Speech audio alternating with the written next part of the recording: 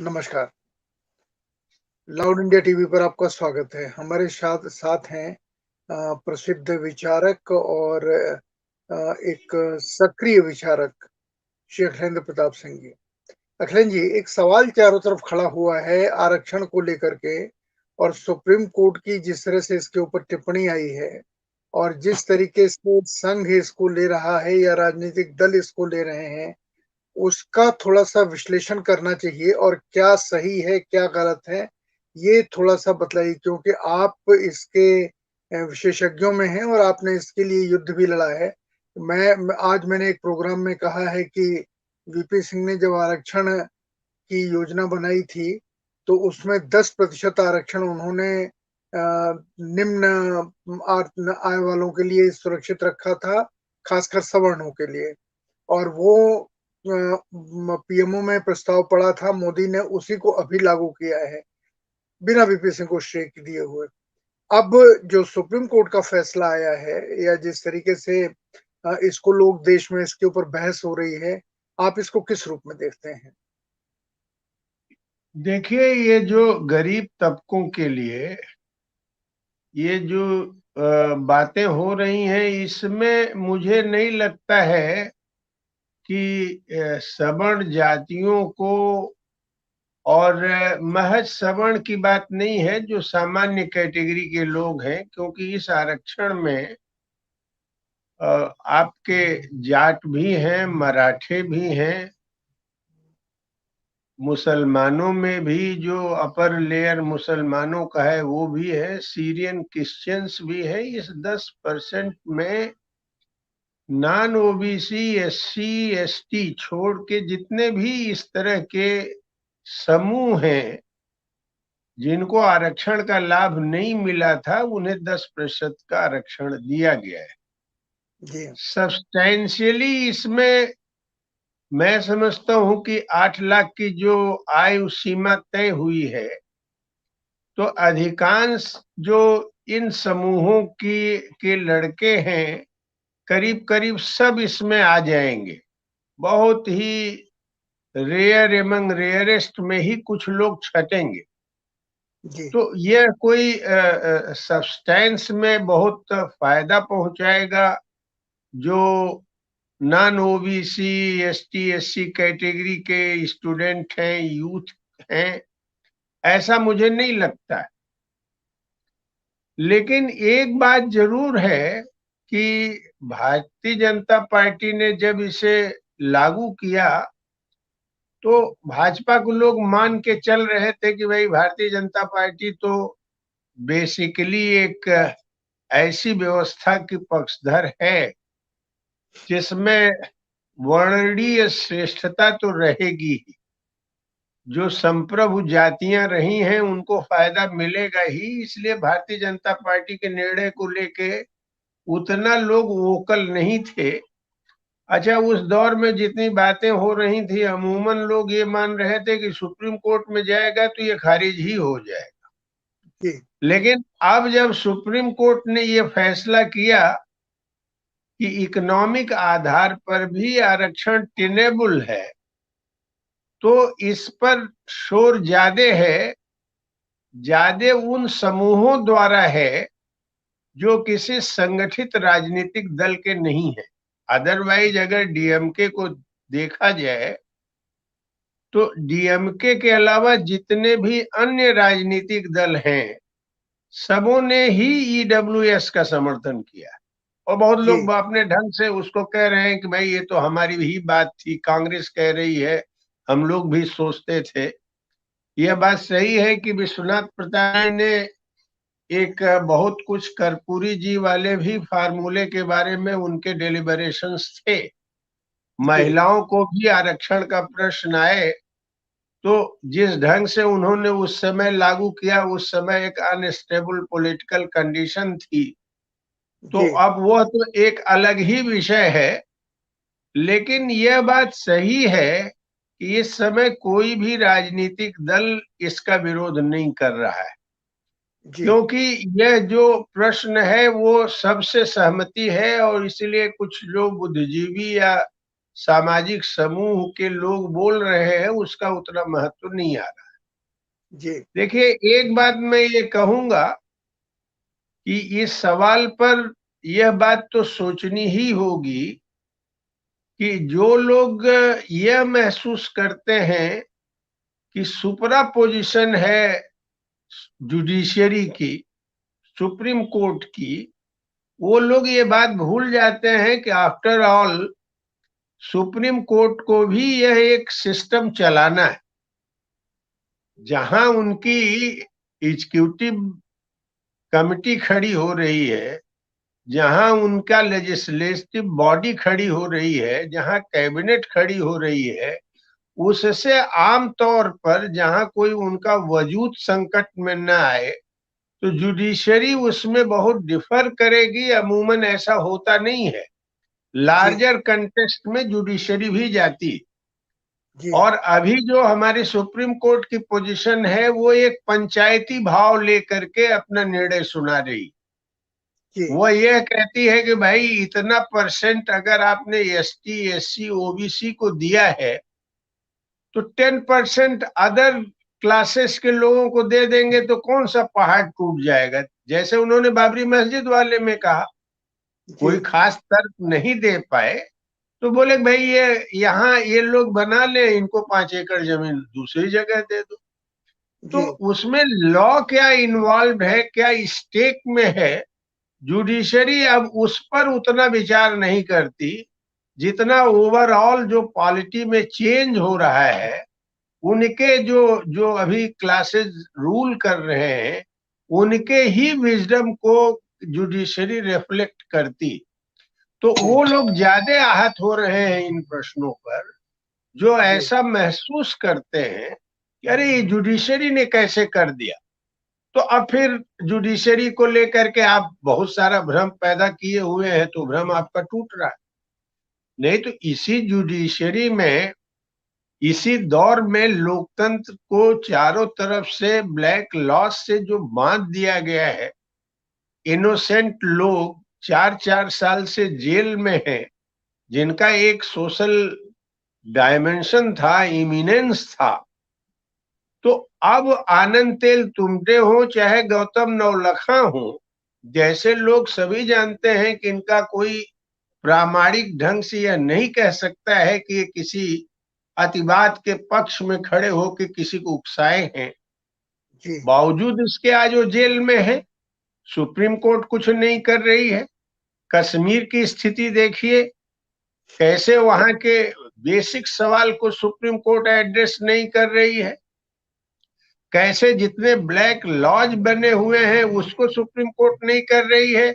तो अब ये बिल्कुल। लोग ये सोचते हैं कि नहीं साहब ये रिजर्वेशन पर करके अब जुडिशरी ये जा रही है, तो वो लोग ज्यादा शोर मचा रहे। लेकिन सच्चाई ये है कि हमारे देश में आरक्षण की जो नींव पड़ी संविधान सभा में, जो बहस भी हुई, वो इकोनॉमिक आधार पर कभी भी स्वीकृति नहीं मिली आरक्षण के प्रश्न। जी। क्योंकि इकोनॉमी का सवाल तो एक पॉलिटिकल इकोनॉमी के स्ट्रक्चर से जुड़ा हुआ, वो सोशल जो आपका स्ट्रक्चर है महज इसलिए हुआ कि शायद दुनिया में जिस तरह की वर्ण व्यवस्था हमारे यहाँ थी और गुलामों की जगह जैसे कुछ जातियों ने इसका दलित और जो शूद्र जातियों ने झेला है, शायद दुनिया में बेमिसाल था। हालत ये बिल्कुल। थी कि हमारे लोगों से, मैंने उनके साथ आप खाना पानी की बात करिए, परछाई से भी बचते थे। तो यह जो अमानवीकरण होने से एक बहुत बड़ा समाज का हिस्सा जो जिसको ये अवसर दे भी देते, अगर उस अवसर के लिए विशेष अवसर न देते तो इस राज्य काट में राजपाट में वो हिस्सेदार ही नहीं हो सकता। तो जी। आरक्षण का दो लक्ष्य था कि राजपाट को भी विस्तारित करना है, महज छोटे से दायरे में कुछ सवर्ण जातियां या कुछ प्रिविलेज सेक्शन तक ही इसके जनाधार को नहीं ले जाना है, इसको ग्रास रूट लेवल तक ले जाना है। यह भी इंटरेस्ट था। अदरवाइज ये सत्ता कितने दिन टिकेगी, जगह जगह रिवोल्ट होंगे, विद्रोह होंगे, यह सत्ता लोग पलट देंगे। ऐसा नहीं है कि इस संदर्भ में वो लोग नहीं सोचते। तो इसको ध्यान में रखते हुए जिनको एक स्टेबल राज्य व्यवस्था कायम करनी थी, उन लोगों ने समझदारी का प्रदर्शन करके आरक्षण के प्रश्न को देखा। पंडित नेहरू के बाद बीपी सिंह इस तरह के आदमी थे जो ये समझते थे कि एक वेलफेयर स्टेट बने, एक स्टेबल सोशल आधार बने, इसलिए उन्होंने आरक्षण दिया। और इससे फायदा ये हुआ कि जो डिप्राइव्ड सेक्शन था उसको भी सत्ता संचालन में हिस्सेदारी मिल गई। तो आरक्षण का तो दोनों मकसद था, जो लोग पिछड़ गए हैं उनको विशेष अवसर दो, और इसी के साथ साथ एक स्टेबल राज्य व्यवस्था भी कायम करो। तो राज्य व्यवस्था का चरित्र क्या है इस पर बहस नहीं होती। इस राज्य व्यवस्था से ज्यादा लाभ कौन उठा रहा है इस पर बहस नहीं हो रही। इसको ऐसे पेश किया गया जैसे कोई मिरेकल है जिसको ये लोग करने जा रहे हैं, जबकि कोई भी स्टेबल शासन चलाने के लिए इस तरह की एक प्रवृत्ति आएगी। आज भारतीय जनता पार्टी या उस समय बीपी सिंह 90 में, या कांग्रेस जो इसका समर्थन करती है, अब उन लोगों को ये एहसास है कि इन 75 सालों में बड़े बदलाव आए, और उन बदलाव में अगर यह जैसे सोशल और अन्य कारण पॉवर्टी की तरफ लीड करते हैं, वैसे इकोनॉमी भी पॉवर्टी की तरफ लीड करती है, तो वह भी एक सोशल बैकवर्डनेस ही कंस्टिट्यूट कर रही है। और 10% इनको अगर रिजर्वेशन दे दें तो इससे क्या नुकसान हो, इस एंगल से उन लोगों ने इसको किया है। लेकिन इससे इनको कोई बहुत बड़ा फायदा होगा, ये इस हिस्से को यह भी लोग जानते हैं कि जहां रोजगार का सृजन ही नहीं हो पा रहा है, इतने बड़े पैमाने पर रोजगार की स्थिति खराब हो रही है, रोजगार शून्य के स्तर पर जा रहा है। बड़ी बड़ी बातें करने के बाद भी किसी के पास भी रोजगार का सवाल नहीं है। यहां तक कि सबसे ज्यादा चर्चित जो इस समय व्यक्ति को बनाने की कोशिश हो रही है, राहुल गांधी की भी जो भारत जोड़ो यात्रा है, उस भारत जोड़ो यात्रा में भी रोजगार देने के लिए जो ग्लोबल कैपिटल और कारपोरेट की इकोनॉमी को बदलने की बात है, pro people, pro agriculture, pro poor जो इकोनॉमी बनाने की बात है, जिसमें ग्लोबल कैपिटल पर नकेल लगाने की बात है, उनके यहां भी ये बातें नहीं सुनाई देती। तो मैं ये कह रहा हूं कि इन पूरे इस दौर में आरक्षण के प्रश्न को समग्रता में देखने की जरूरत है, और केवल जो इसकी बुनियादी बात है इस पर गौर करने की बात। इन 75 सालों में ये बात ये बिना हिचक हर आदमी स्वीकार करता है कि आर्थिक आधार पर नहीं, जातीय सामाजिक जो सामाजिक शैक्षिक पिछड़ापन था उसको ही आधार बना के आरक्षण हुआ था। और ये जो आर्थिक आधार जोड़ा जा रहा है ये नया एडिशन है, जिसको लोग कह रहे हैं ये संविधान विरोधी। लेकिन इस बात को कोई नहीं समझ पा रहा है, या कहने का उसको वो नहीं बन पा रहा है कि 75 सालों में भारतीय समाज की संरचना में क्या बदलाव हुआ है। जाति जनगणना कराने में आखिर ऐतराज क्या है इन लोगों को, क्या सोशल कॉम्प्लेक्सिटीज आ जाएंगी, जबकि सभी जातियों के नेता बोलते हैं कि हमारी जाति का इतना है, हमारी जाति का इतना है, और उसी को ध्यान में रखते हुए इलेक्टोरल कैंडिडेट्स तय किए जाते हैं। तो यह कहना कि नहीं साहब हम जाति जनगणना कराएंगे तो भारतवर्ष का सोशल फैब्रिक खराब हो जाएगा, ये पाखंड है। तो मैं ये कह रहा हूं कि जाति अगर जनगणना करा दी जाए तो मैं जो इंपीरिकल हमारा अनुभव है, और इस संदर्भ में मैंने ऑल इंडिया पीपुल्स फ्रंट का आईपीएफ का एक बैलेंस बयान भी देखा है। उन्होंने कहा जाति जनगणना आप लोगों को करा करके पूरी वस्तुगत स्थिति से इस देश के लोगों को वाकिफ करिए। उसमें जो बात है, जाति जनगणना में आपको 3 सेक्शन ऐसे मिलेंगे जो अभी भी डिप्राइव्ड है। डिप्राइव्ड इन अर्थों में है, एसेट्स के हिसाब से देखा जाए तो वह जो हिस्सा है माइनॉरिटीज का, दलित का, बैकवर्ड का और मोस्ट बैकवर्ड कास्ट का, जिसको कर्पूरी ठाकुर पकड़ते हैं, जी मोस्ट बैकवर्ड कास्ट का जो वह हिस्सा है, अभी भी 20% के नीचे जो पूरी जिस तरह से हमारे देश के प्रॉपर्टी का डिवीजन हो, एसेट का डिवीजन हो, तो उनकी हालत बहुत ही खराब है।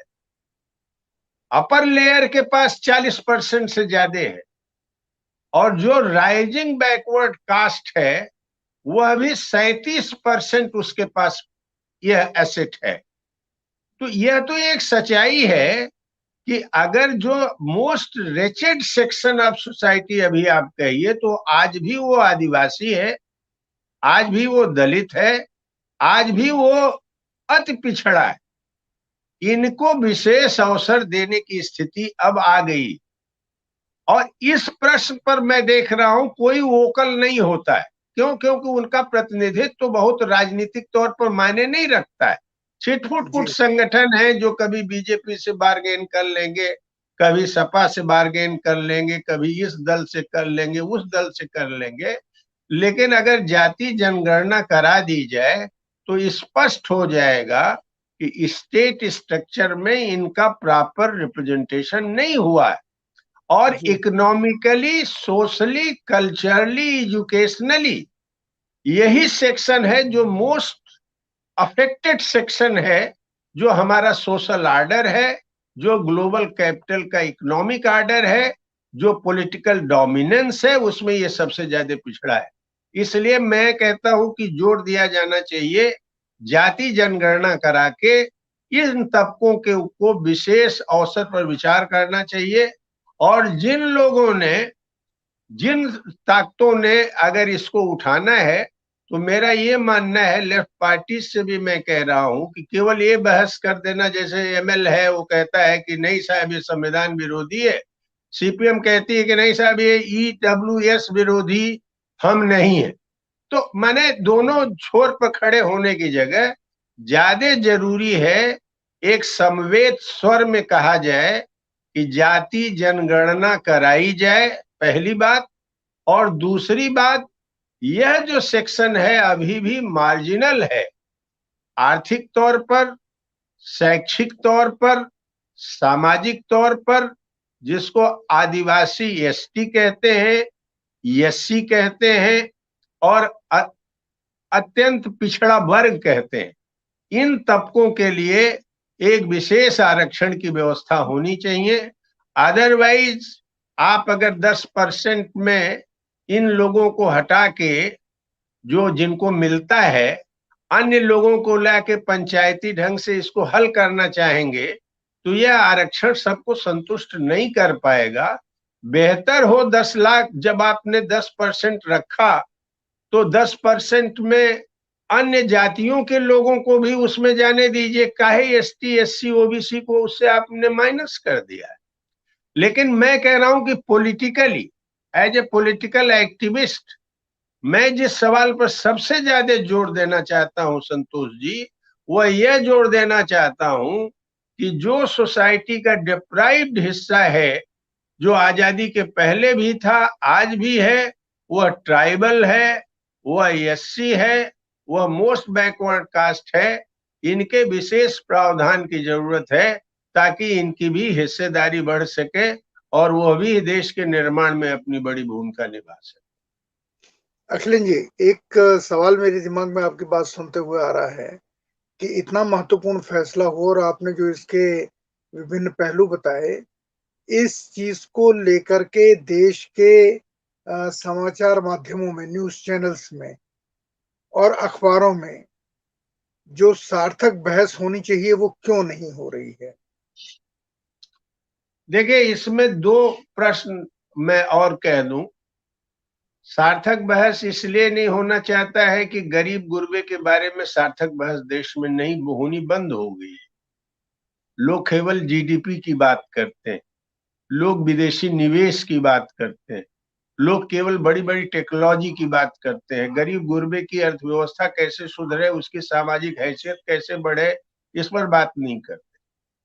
यह भी हो रहा है, बार बार मैं सुनता हूं कि यूनिवर्सिटीज में, कॉलेजेस में एक प्रोफेसर नहीं है, अगर कोई दलित का, बैकवर्ड का, मोस्ट बैकवर्ड का इक्का दुक्का प्रोफेसर मिल जाए तो बड़ी बात है।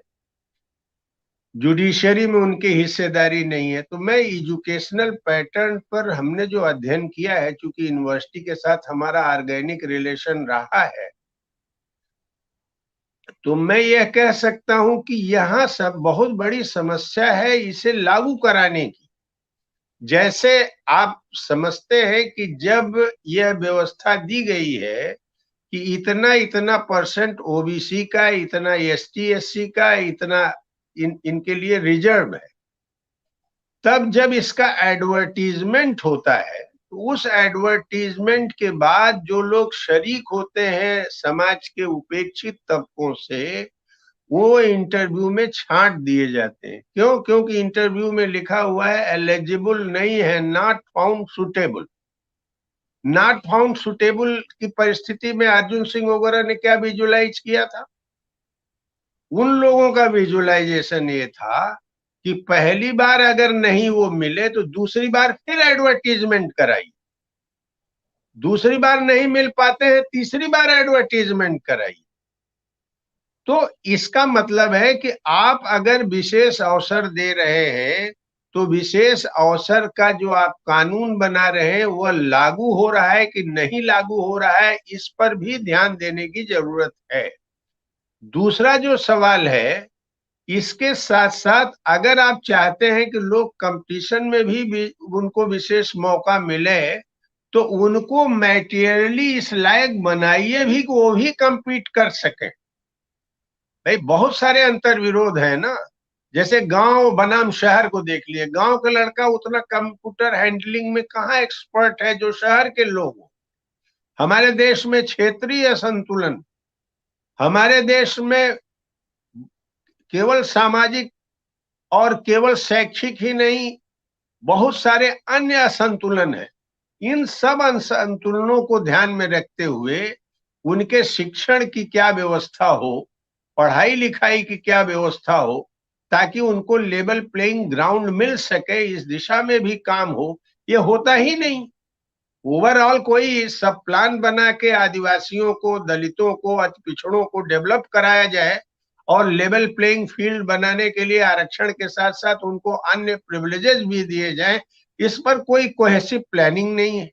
तो बहस तो किसी इन सब प्रश्नों पर कहीं होती नहीं। आप जानते हैं जुडिशरी में भी ये बात उठाई जा रही है कि कोलेजियम सिस्टम कोलैप्स कर गया है, बेकार है। ये सुप्रीम कोर्ट की तरफ से रिटायर्ड जजेस, चीफ जस्टिस के माध्यम से आ रहा है कि आप इससे कोलेजियम से बेहतर कोई सिस्टम बताइए। अभी तक मैंने कोई कॉम्प्रहेंसिव वर्क कोलेजियम सिस्टम के बरखिलाफ नहीं देखा है। हम लोगों जी। के जो मान लीजिए प्रशांत भूषण वगैरह हैं, उन लोगों ने एक प्रस्ताव पारित किया था कि कोलेजियम से बेहतर कुछ दिखाने का। तो इन सब प्रश्नों पर जहां जुडिशरी में प्रतिनिधित्व तो नहीं है, जहां इन प्रश्नों पर प्रतिनिधित्व तो शिक्षा में नहीं है, इसका किसी के पास कोई माइन्यूट अध्ययन नहीं है। इवन आपके प्रेस लॉबी में भी अगर इनको पार्टिसिपेटरी बढ़ाना है तो वहां क्या क्या मेजर लिए जाने चाहिए, इस पर भी कोई काम नहीं। तो एक तो यह देखिएगा कि कोई थ्योरेटिकल वर्क जिसको हम लोग समझ सकें पढ़ के, इस सेक्शन से अभी तक नहीं आया है। दूसरी तरफ आप देखिएगा, अभी जो पब्लिक सेक्टर तो ग्रेजुअली रोजगार देने में डिक्लाइन किया है। आपका जो प्राइवेट सेक्टर है, इस डर से सरकार उन पर हाथ नहीं डालती को पूंजी लेके भाग जाएंगे ग्लोबल कैपिटल और कारपोरेट वाले। लेकिन मैं ताज्जुब करता हूं कि इन आरक्षण पर बहुत बहस चलाने वाले पब्लिक सेक्टर पर प्राइवेट सेक्टर पर अमूमन उनकी चुप्पी रहती है या फॉर्मल सपोर्ट कर देते हैं। हमने आज तक रामविलास वगैरह को एक आध बार मैंने सुना, बस पासिंग रेफरेंस है कि प्राइवेट सेक्टर में। लेकिन आरक्षण प्राइवेट सेक्टर में, और प्राइवेट में मैं छोटे मध्यम मझोले उद्योगों की बात नहीं कर रहा हूं, बड़े बड़े जो लार्ज इस तरह के उद्योग हैं वहां भी इसे लगाया जाए, डेवलप किया जाए, क्या स्थिति है, कितना उद्योग उनके यहाँ जनरेट हो रहा है, इन प्रश्नों पर भी कोई आपको देखिएगा थ्योरेटिकल वर्क गंभीरता से करके और ये डिमांड सूत्रबद्ध नहीं कर रहा है। आजकल हो क्या रहा है, चाहे सोशल मीडिया हो, चाहे सुपरफिशियल स्टडी और ज्यादा भावनात्मक खेल, सीरियस सवालों पर कौन बहस करा रहा। तो मैं ये कह रहा हूं कि इन्हीं सब कारणों से हमारे देश में आप देखिए एक बहुत बड़ा थ्रेट हिंदू सेंट्रिक पॉलिटी का और पॉलिटिक्स का आ गया है, जो महज 24 के चुनाव या आने वाले चुनावों से नहीं तय होगा। किसी की भी सरकार बन जाए, लेकिन एक एजेंडा जो हमने एक सामाजिक समरसता, जो सद्भाव का एजेंडा बनाया था, उसके बरखिलाफ एक सामाजिक समरसता यानी एक सामाजिक तानाशाही, एक आर्थिक तानाशाही, राजनीतिक तानाशाही की अर्थव्यवस्था आ रही है। कहाँ गंभीर वर्क होते, कहाँ राष्ट्रीय चेतना दिखती। तो ये सब दौर ऐसा है जिस पर गंभीर काम करने की जरूरत है, आंदोलन खड़ा करने की जरूरत है, और आरक्षण की नीति में किसी तरह का भ्रम न पैदा किया जाए यह केवल कोई इनकलाब था जो उनके हाथ से छिन रहा है। यह लोग एक समय में दिए थे एक राज्य का चलाने के लिए, स्थिर स्थायी व्यवस्था के लिए। आज उसको स्थायी व्यवस्था में कोई खतरा नहीं दिख रहा है, और पंचायती भाव से सुप्रीम कोर्ट भी स्वीकार कर ले रहा है कि भाई 10% अगर दे ही देंगे तो कौन सा बड़ा पहाड़ गिर जाएगा। तो इस दृष्टि से लोग देख रहे हैं, लेकिन पूरे समाज का पुनर्रचना कैसे किया जाए, कैसे हम हमारे सामने जो चुनौतियां हैं उनसे निपटा जाए, आरक्षण भी उसमें एक बड़ा प्रश्न है। कैसे जी हम देश का जनमत तैयार करें कि कम से कम जाति जनगणना होने से वस्तुगत स्थिति तय हो जाए, यह भी पता कर लिया जाए कि किसके पास कितना राष्ट्र की संपत्ति है। यह एक बहुत बड़ा वर्क है, लेकिन उस दिशा में अभी हमको कोई बहुत सीरियस वर्क नहीं दिख रहा है। हो हल्ला और शगुफेबाजी ज्यादा। जी, तो धन्यवाद अखिलेश जी, आपने बहुत बुनियादी सवाल उठाए और मेरा ख्याल है दर्शकों की समझ में आया होगा कि इन सवालों का उत्तर कैसे तलाशें, क्योंकि समाज की पुनर्रचना की जो बात आपने की वो बहुत महत्वपूर्ण है और उसकी आवश्यकता है, क्योंकि इस समय हर जगह अंतर विरोध इतने पैदा हो गए हैं कि पुनर्रचना तो दूर, एक संपूर्ण विनाश की स्थिति आ गई है। तो इसलिए मैं आपको बहुत धन्यवाद देता हूँ कि आपने बुनियादी प्रश्न उठाए और लोगों को सोचने के लिए एक नया दृष्टिकोण बताया। तो हम कोशिश करेंगे कि लोग इसके ऊपर सोचें और हम आगे इसके ऊपर और भी चर्चाएं करें। इस आशा के साथ मैं आपको धन्यवाद देता हूँ और इस कार्यक्रम को, विशेष कार्यक्रम को समाप्त करने की अनुमति चाहता हूँ। आपको बहुत बहुत धन्यवाद। दर्शकों, आपको भी बहुत नमस्कार। नमस्ते।